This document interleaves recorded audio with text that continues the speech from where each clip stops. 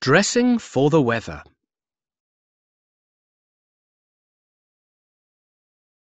What does everyone in the world have to think about when they get dressed? Answer: the weather. Weather is different in countries around the world. Let's look at the weather in Canada. These children live in Nunavut. It is very cold. January is the coldest month in Nunavut. It is dark most of the time in the winter. Find Nunavut on this map. It is close to the Arctic. What clothes will the children wear to keep warm? The children in Nunavut need to stay warm. They wear thick winter coats, trousers, and mittens. Clothes need to have an outside layer to keep the wind and moisture out. Snow pants. The hood of the coat keeps the head warm. Coat. Snow mittens. The inside has thick material to keep warm air in. The pockets will keep hands warm. Places in Canada today. Eureka, Nunavut. Jane Fonger is the acting station program manager for Environment Canada's weather station there. She joins me now. All right, Jane, lay it on us. How cold is it there today?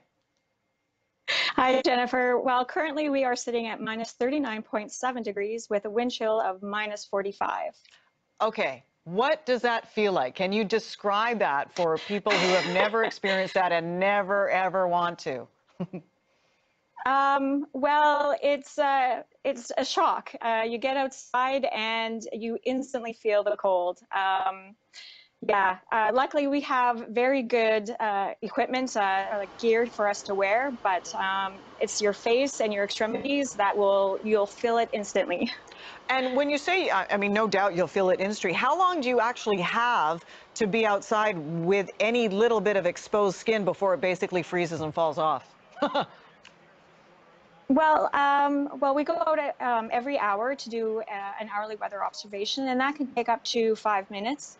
And then we also have to launch weather balloons twice a day. So we have to walk out to a hydrogen building, prepare, inflate the weather balloon, which takes at least 10 minutes, and then to launch it at a certain time. There's a window for us to launch. So we're outside between 5 minutes to sometimes a half an hour.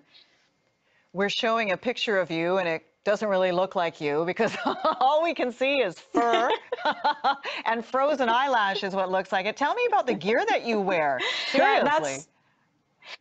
Yeah, it's a lot, but you need it. And yeah, I wouldn't go outside without it. I understand your boots are like cold proof to minus 100 or something crazy.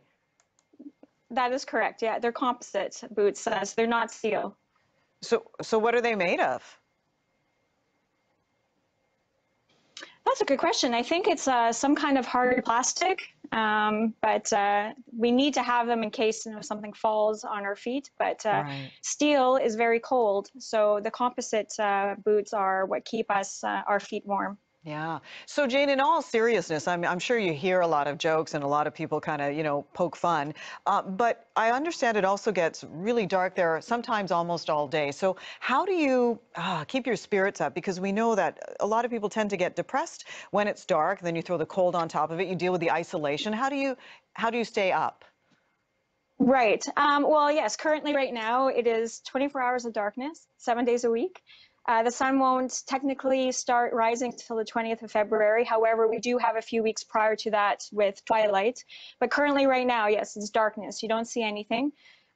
So you have to stay healthy. We have a gym, so I try to work out. The food up here is amazing. Usually once a week, we always get together for a card game or movies. We bring up hobbies. I'm a knitter, so I like to knit. I like to read. So you really have to just try and keep yourself occupied. And we try to, as a group of people, make sure that we're all having a good time. Well, Jane, we got to let you go in the interest of time, but thank you so much for sharing your experiences and try and stay warm. Thanks again. Jane Fonger You're joining very me welcome, Jennifer. from Merry Eureka, Christmas. Nunavut. You too.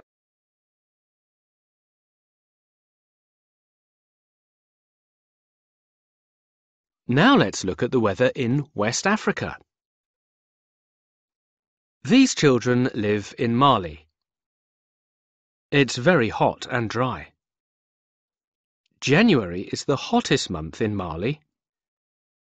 The sun rises and sets at about the same time all year round. Find Mali on the map. It is close to the equator. Mali. Equator. What clothes will help the children to keep cool? Clothes need to let the air through, but keep the sun off. This helps to keep the children cool in the hot sun. Loose clothes help the children to keep cool. Clothes are often made of light cotton to let the air go through. Long clothes keep off the sun and heat. Scarves help to keep the sun off the head. The thin material lets the air through.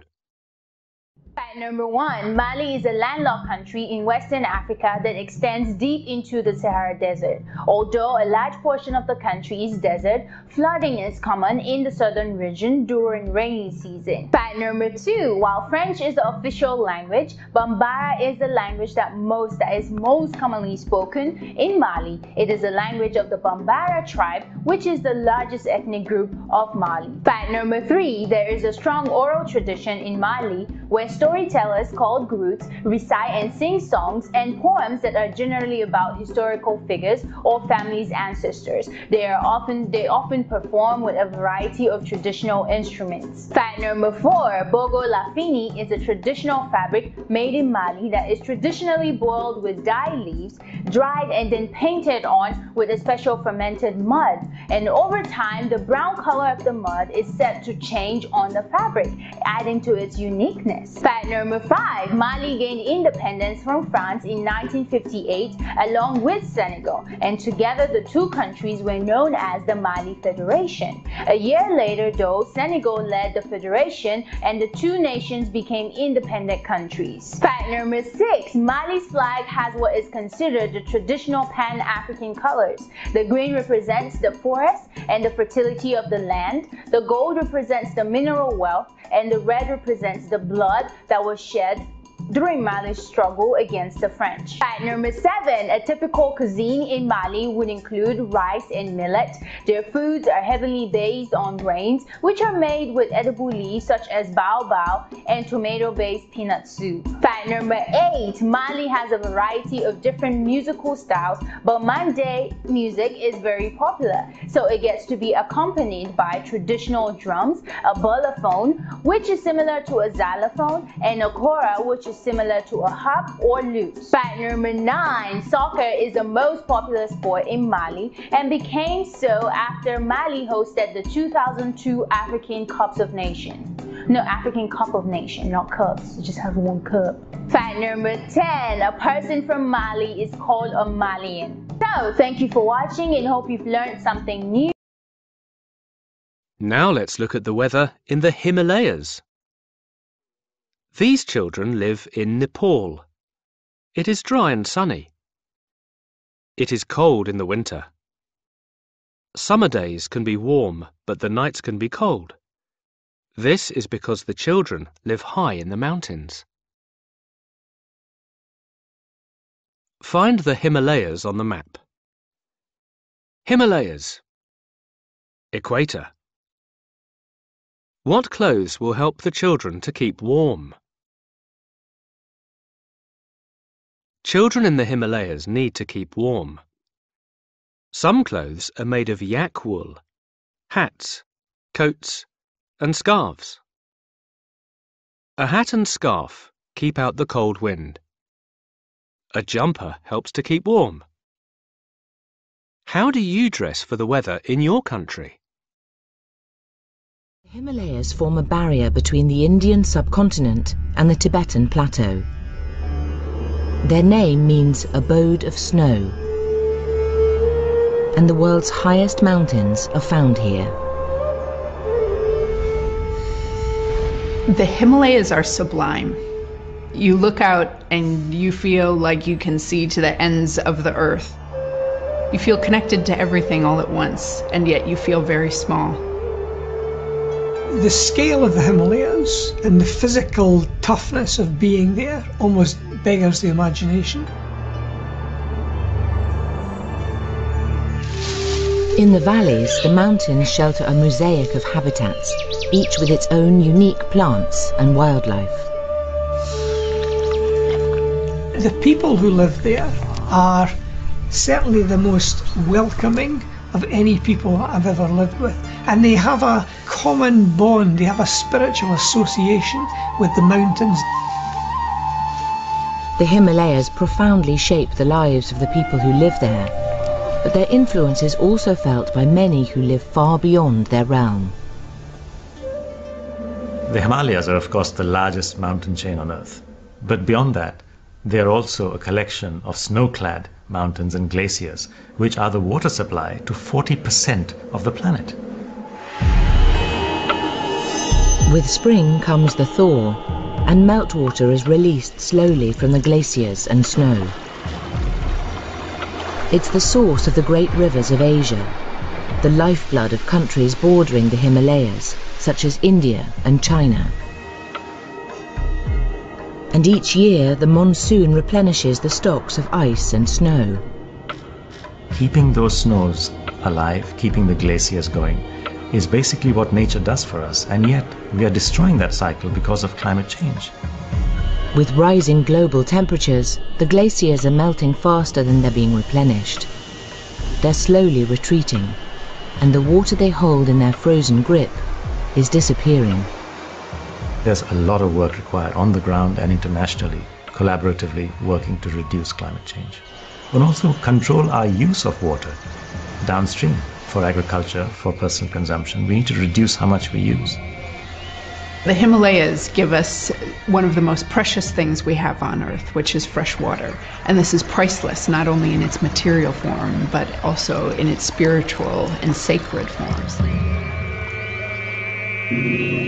The future of billions of people depends on the great gift of water from the Himalayas, a wilderness endowed with the power of nature.